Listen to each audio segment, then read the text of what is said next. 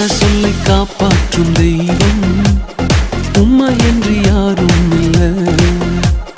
முடிந்ததில் துவக்கத்தை பார்க்கும் உங்களுக்கு ஈடே இல்லை.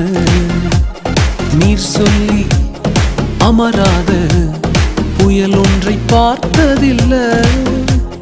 நீர் சொல்லி கேளாத சூழ்நிலை எதுவும் இல்லை. ஆராதனை ஆராதனை சொன்ன சொல்லை காப்பாற்றும் இயேசுவுக்கே.